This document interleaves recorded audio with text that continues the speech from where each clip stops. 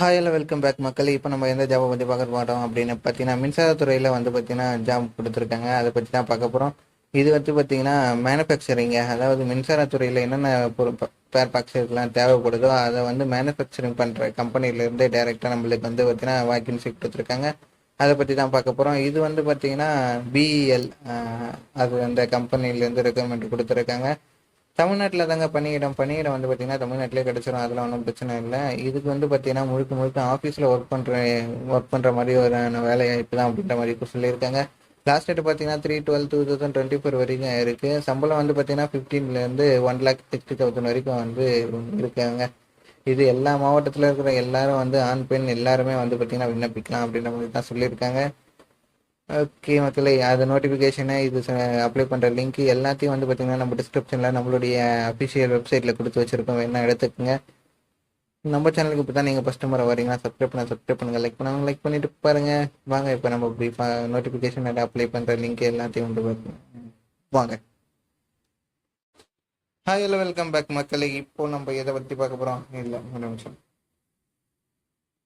Okay, நம்ம எந்த நோட்டிஃபிகேஷனை பற்றி ப்ரீஃபாக இப்போ பார்க்க போகிறோம் அப்படின்னு பார்த்தீங்கன்னா, பாரத் எலக்ட்ரிக் லிமிடெட், அதாவது பிஇஎல்ல இருந்து தாங்க நம்ம இப்போ பார்க்க போகிறோம். அந்த ஒரு ஜாபை பற்றி தான் இப்போ நம்ம பார்க்க போகிறோம். ஓகே, இதில் பற்றி என்னென்ன பார்க்க போகிறோம் அப்படின்னு பார்த்தீங்கன்னா, டிசைனரு, சீனியர் இன்ஜினியரு, அதாவது என்னென்ன வேகன்சி விட்டுருக்காங்க அப்படின்னு பார்த்தீங்கன்னா, சீனியர் இன்ஜினியரிங்க்கு அண்ட் டெப்டி இன்ஜினியரிங்க்கு ரெண்டுத்துக்கும் வேகன்சி விட்டுருக்காங்க. இந்த 2 வேகன்சியை பற்றி தான் நம்ம இப்போ பார்க்க போகிறோம். இதுக்கு வந்து என்னென்ன குவாலிஃபிகேஷன் படிச்சிருக்கணும் அப்படின்னு பார்த்தீங்கன்னா, சீனியர் இன்ஜினியருக்கு வந்து பார்த்தீங்கன்னா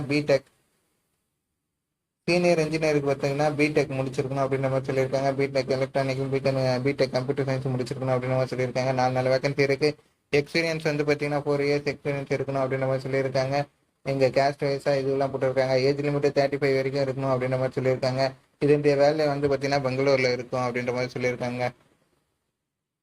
அப்புறம் வந்து பார்த்தீங்கன்னா டெப்டி இன்ஜினியருக்கு பிடெக் முடிச்சிருக்கணும் கம்ப்யூட்டர் சயின்ஸ், அதே தான் பிடெக், அப்புறம் பிடெக் எலக்ட்ரானிக்கல் அதெல்லாம் முடிச்சிருக்கணும் அப்படின்னு மாதிரி சொல்லியிருக்காங்க. எக்ஸ்பீரியன்ஸ்லாம் எதுவும் வேண்டாம்.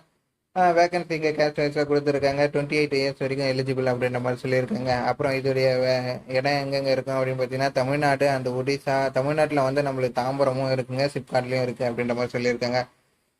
சூலூரும் தாம்பரத்துலையும் இருக்குது அப்படின்ற மாதிரி சொல்லியிருக்காங்க. இங்கே வந்து பார்த்தீங்கன்னா ஏஜ் லிமிட் எல்லாமே, ஏஜ் ரிலாக்ஸேஷன் எல்லாமே கொடுத்துருக்காங்க, இதுவும் பார்த்துக்குங்க. அண்ட் வந்து பார்த்தீங்கன்னா குவாலிஃபிகேஷன் மேலே பார்த்த மாதிரியே தான், டிக்ளைனும் இதுவும் வந்து பார்த்தீங்கன்னா மேலே பார்த்த மாதிரியே தாங்க.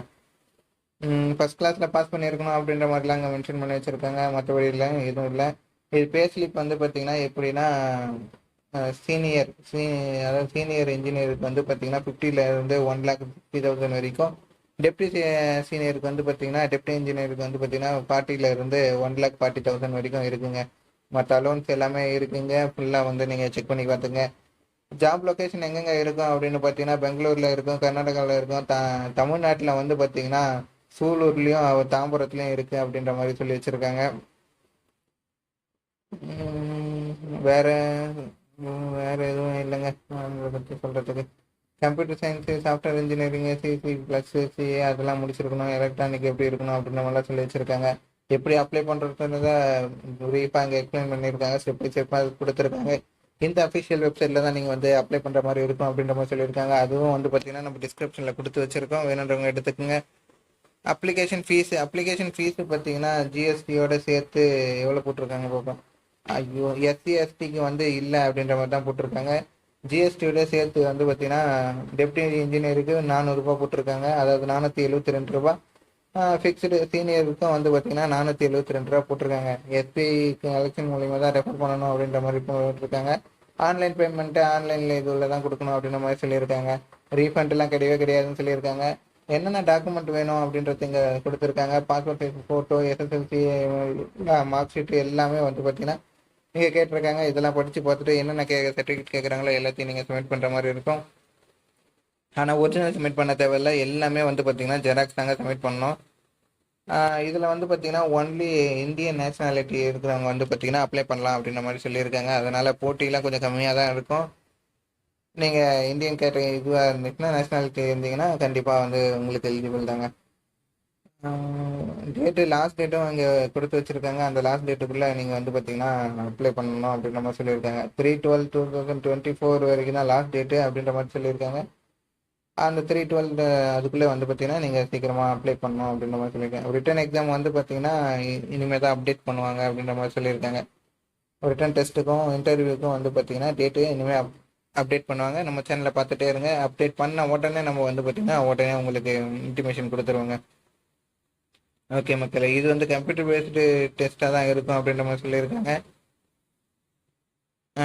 வேறு எதுவும் இல்லை. நம்ம சேனலுக்கு தான் ஃபஸ்ட்டு முறை வரீங்கன்னா சப்ஸ்கிரைப் பண்ணிவிடுங்க. நெக்ஸ்ட் வீடியோவில் சந்திப்போம். பாய், see you.